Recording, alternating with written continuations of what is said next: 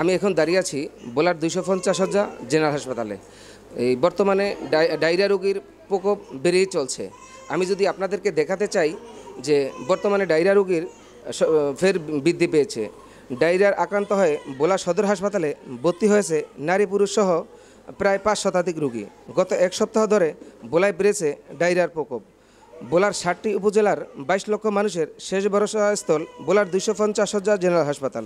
শয্যা সংকট থাকার কারণে অনেক রোগী মেঝেতে চিকিৎসা নিতে হচ্ছে। ডায়রিয়ার আক্রান্তদের মধ্যে নারী শিশুদের সংখ্যাই বেশি। রোগীদের চিকিৎসা দিতে গিয়ে হিমশিম খাচ্ছে কর্তব্যরত ডাক্তাররা।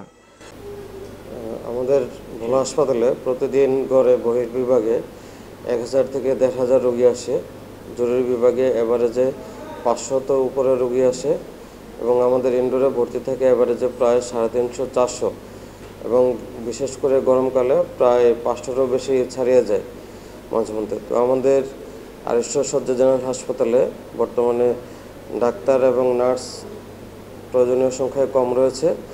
যদি প্রয়োজনীয় সংখ্যক ডাক্তার এবং নার্স থাকে তাহলে আমাদের এই চিকিৎসা সেবা আরও বেগবান হবে এবং আমাদের গত এক সপ্তাহ আগে 4 জন ডাক্তার প্রদান হয়েছে। এখন পর্যন্ত তারা আসেনি। যদি তারা এসে জয়েন করে তাহলে আমাদের চিকিৎসা সেবা দিতে আমরা আরও সুফল পাব। তো আমাদের অনুরোধ থাকবে সকল ডাক্তার নার্স পদ যেন আমাদের পূরণ হয়ে যায়, তাহলে আমরা নির্বিঘ্নে চিকিৎসা সেবা দিতে পারবো। চিকিৎসক ও নার্স সংকটে বোলার 250 শয্যা জেনারেল হাসপাতাল।